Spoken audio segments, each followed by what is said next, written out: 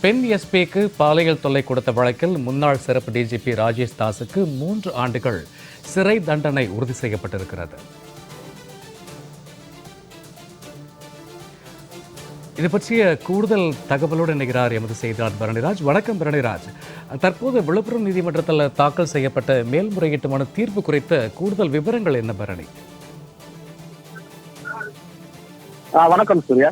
அதாவது கடந்த 2021ஆம் ஆண்டு பணியில் இருந்த பெண் எஸ்பிக்கு பாலியல் தொல்லை கொடுத்ததாக தொடரப்பட்ட வழக்கில் முன்னாள் சிறப்பு டிஜிபி ராஜேஷ் தாஸிற்கு 3 ஆண்டுகள் கடுங்காவல் சிறை தண்டனையும் 20,500 ரூபாய் அபராதம் விதித்து கடந்த ஆண்டு ஜூன் மாதம் 16ஆம் தேதி விழுப்புரம் தலைமை குற்றவியல் நீதித்துறை நடுவர் நீதிமன்றம் தீர்ப்பளித்திருந்தது.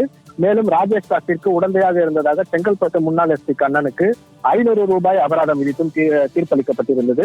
இதன் பின்னர் தீர்ப்பை எதிர்த்து மேல்முறையீடு செய்ய 30 நாட்கள் கால அவகாசம் அளித்து முன்னாள் சிறப்பு டிஜிபி ராஜேஷ் தாஸிற்கு ஜாமீன் வழங்கி நீதிமன்றம் உத்தரவிட்டிருந்தது. இதனை அடுத்து விழுப்புரம் தலைமை குற்றவியல் நீதித்துறை நடுவர் நீதிமன்றம் தனக்கு 3 ஆண்டு சிறை தண்டனையை எதிர்த்து முன்னாள் சிறப்பு டிஜிபி ராஜேஷ் தாஸும் 500 ரூபாய் அபராதம் விதிக்கப்பட்டதை எதிர்த்து செங்கல்பட்டு முன்னாள் எஸ்பி கண்ணனும் தனித்தனியாக கடந்த ஆண்டு ஜூலை மாதம் விழுப்புரத்தில் உள்ள மாவட்ட முதன்மை அமர்வு நீதிமன்றத்தில் மேல்முறையீட்டு மனுவை தாக்கல் செய்திருந்தனர். இந்த மேல்முறையீட்டு மனு மீதான விசாரணையின் போது செங்கல்பட்டு முன்னாள் எஸ்பி கண்ணன் தரப்பில் வாதாடி நிறைவு செய்துவிட்ட நிலையில் முன்னாள் சிறப்பு டிஜிபி ராஜேஷ் தாஸ் தரப்பிற்கு வாதாட 17 முறை வாய்ப்பளித்தும் தொடர்ந்து வாதிட கால அவகாசம் கேட்டு வந்தனர்.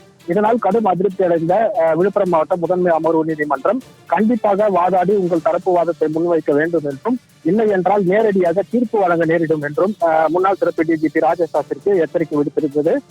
இந்த எச்சரிக்கையை தொடர்ந்து கடந்த 1ஆம் தேதி முதல் தொடர்ந்து 4 நாட்கள் வாதாடி தனது தரப்பு வாதத்தை முன்னாள் சிறப்பு டிஜிபி ராஜேஷ் தாஸ் நிறைவு செய்திருந்தார். இதனைத் தொடர்ந்து கடந்த 9ஆம் தேதி அரசு தரப்பு வாதம் முன்வைக்கப்பட்டது. இரு தரப்பு வாதமும் நிறைவடைந்ததை அடுத்து கடந்த 6 மாதங்களாக நடைபெற்று வந்த மேல்முறையீட்டு வழக்கில் இன்று தீர்ப்பு வழங்கப்படும் என ஏற்கனவே விழுப்புரம் மாவட்ட முதன்மை அமர்வு நீதிமன்றம் அறிவித்திருந்தது.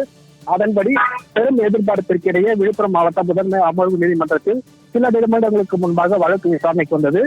அப்போது 3 ஆண்டு சிறை தண்டனையை எதிர்த்து முன்னாள் சிறப்பு டிஜிபி ராஜேஷ் தாஸ் தாக்கல் செய்திருந்த மேல்முறையீட்டு மனுவை தள்ளுபடி செய்வதாக நீதிபதி பூர்ணிமா உத்தரவிட்டு கீழமை நீதிமன்றமான தலைமை குற்றவியல் நீதித்துறை நடுவர் நீதிமன்றம் விதித்த 3 ஆண்டு சிறை தண்டனையை உறுதி செய்வதாக தீர்ப்பளித்தார். இதேபோல் செங்கல்பட்டு முன்னாள் எஸ்பி கண்ணனுக்கு 500 ரூபாய் அபராதம் விதித்து கீழமை நீதிமன்றம் வழங்கிய தீர்ப்பையும் நீதிமன்றம் உறுதி செய்திருக்கிறது. இதனிடையே சென்னை உயர்நீதிமன்றத்தில் மேல்முறையீடு செய்வதற்காக 30 நாட்கள் கால அவகாசம் அளிக்கப்படுவதாக, அதுவரை முன்னாள் சிறப்பு டிஜிபி ராஜேஷ் தாஸிற்கு ஜாமீன் வழங்குவதாகவும் நீதிபதி பூர்ணிமா தெரிவித்து உத்தரவு பிறப்பித்திருக்கிறார். சரியா பரணிராஜ், ராஜேஷ் தாஸிற்கு 3 ஆண்டுகள் சிறை தண்டனை உறுதி ஆகியிருக்கு. இருந்தபோதும் கூட அடுத்து ராஜேஷ் தாஸினுடைய அடுத்த முறையீடு எப்படிகள் இருக்கும்?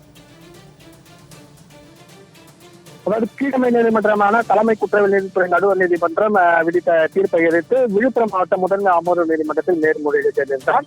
இந்த மேல்முறையீட்டு மனுவை தான் தற்போது நீதிமன்றமானது தள்ளுபடி செய்து கீழமை நீதிமன்றம் அளித்த 3 ஆண்டு சிறை தண்டனையை உறுதி செய்திருக்கிறது. இதன் பிறகாக அவர் சென்னை உயர்நீதிமன்றத்தில் மேல்முறையீடு செய்ய அவகாசம் அளிக்கப்பட்டிருக்கிறது. எனவே அவர் வரும் 30 நாட்களுக்குள், இன்றிலிருந்து 30 நாட்களுக்குள் சென்னை உயர்நீதிமன்றத்தில் மேல்முறையீட்டு மனுவை தாக்கல் செய்து நிவாரணம் தேடிக் கொள்ளலாம் என்று நீதிபதி தெரிவித்தார். எனவே இன்றிலிருந்து வரும் 30ஆம் தேதிக்குள் அவர் மேல்முறையீட்டு மனுவை சென்னை உயர்நீதிமன்றத்தில் தாக்கல் செய்ய வேண்டும். பரணிராஜ், விவரங்களை பதிவு செய்தமைக்கு நன்றி.